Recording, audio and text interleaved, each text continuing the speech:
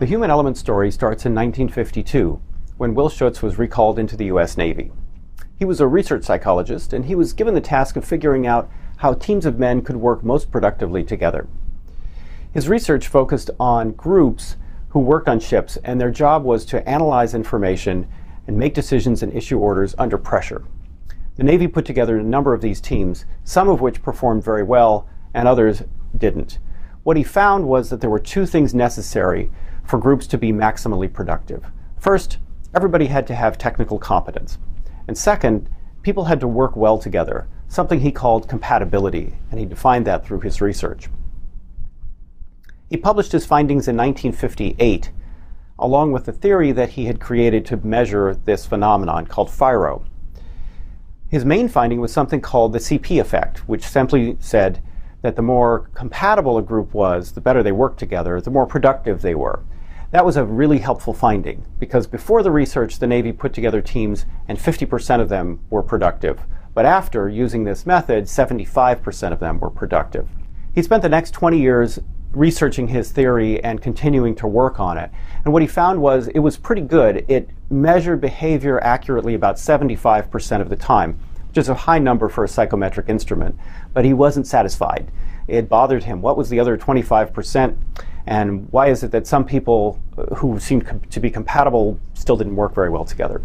So this led him to explore. And he explored the functioning of feelings, the functioning of the mind, the body, the interaction among all of these things to figure out, well, how do people fully achieve their potential? How do they really solve problems and work better together?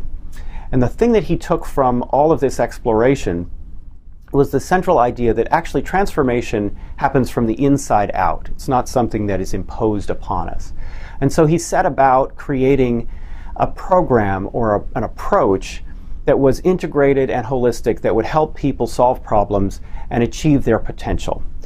And what he did is he took all of his learning and he distilled it to the three essential principles that he had discovered and used that. The first was truth, the idea that each of us can solve problems by speaking our own personal truth.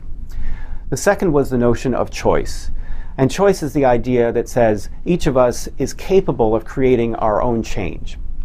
And the third is awareness, that self-awareness, understanding my own motivations and feelings, is key to making change happen and to sustain it. Added to all of this were the parts of the experiential methods that he had been studying that he incorporated into the methodology. Methods for self-perception, imagery or visualization, which helps us uncover our unconscious motivations, feedback, which helps people understand themselves better and solve problems with others, and structured experiences, which are physical activities that help people become more aware of their own behavior and motivations, especially when it doesn't match the way they think of themselves. At the same time, he revisited his earlier scientific work because he wanted to include it in the methodology. And he discovered, to his delight, that FIRO-B, the original research tool, was now widely used in training. But at the same time, he was uneasy because he had never intended it for training, and for that reason had never written an interpretive guide to it, and was not happy about the way that it was used in training or the way that it was interpreted.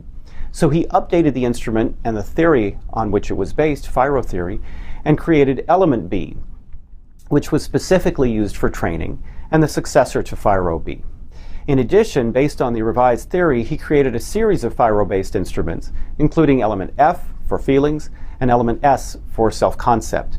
All of these instruments and the revised theory were incorporated into the approach.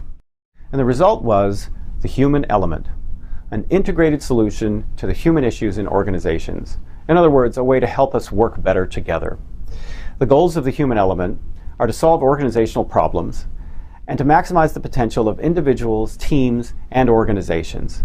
And since then, the human element has been used all over the world in 20 countries, 15 languages, organizations both small and large, public, private, in nonprofits, in government, and in education.